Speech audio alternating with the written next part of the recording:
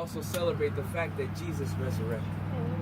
And because he resurrected, now you and I have the hope of the resurrection as well. That just like Christ conquered death, he can also give you and I that victory when he comes again and he calls us by name. So then if you're wondering what Christ is doing, he told us in John chapter 14, verses 1 to 3. In John chapter 14, verses 1 to 3, he tells us, "Let not your heart be troubled.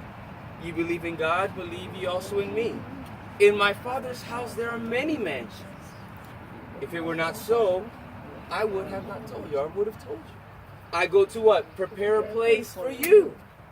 And if I go and prepare a place for you, I will come again and receive you unto myself, that where I am, there you may be also." Now you and I are convinced that Sister Anna had this belief. She believed this. Why? Because I was told that in her last days, she kept asking if every day was the Sabbath. She was asking, "You forgot to come and pick me up. We're supposed to go to church." And they would tell Anna, "No, today's not the Sabbath."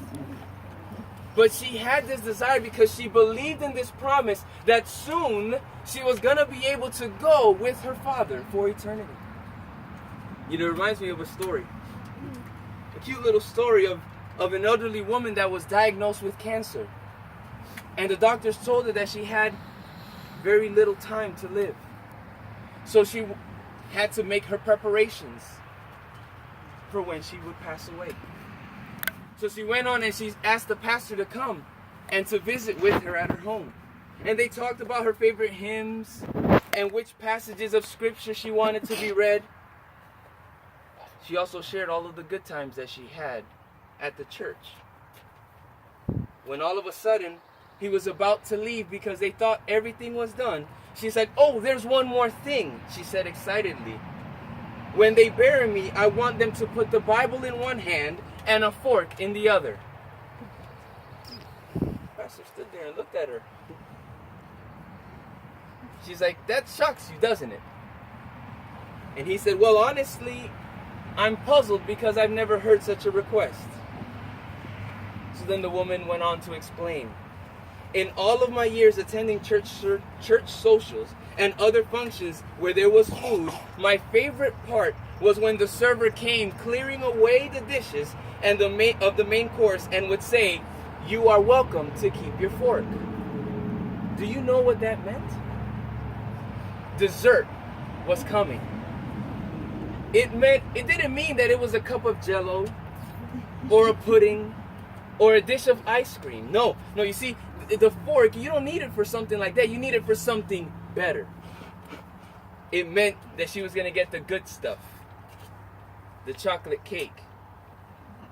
Carob for us, right? The cherry pies. She knew those were on the way.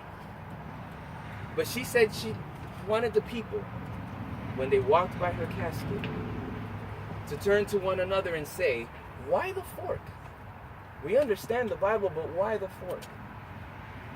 And then she asked the pastor to tell them, "I kept the fork to remind everyone that the best is yet to come." Yeah. The best is yet to come. So how are we convinced of this? Well, because blessed is she who has died in the Lord, who has anchored her hope in the power of his word. No ill shall befall her. Her work is now done. Her course is now finished. Her crown is now won.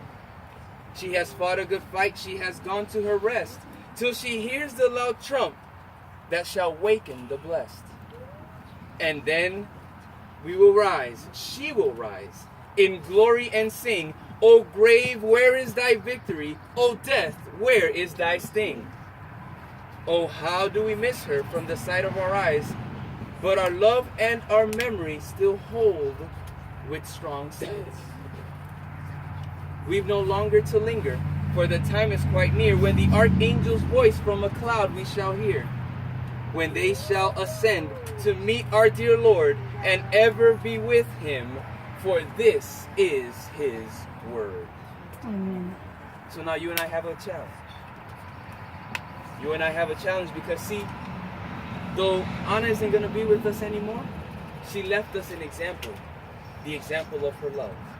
The love that we will never forget. The love that we can share. And her love can live on in us through Jesus Christ. So then, I ask, what are you doing with the life you have left? See, I read of a man who stood up to speak at a funeral of a friend. He referred to the dates on her tombstone from the beginning to the end. He noted that first came the date of birth and spoke the following dates with tears, but said that what mattered most of all was the dash between those years. For that dash represents all of the time that she had spent alive on the earth. And now only those who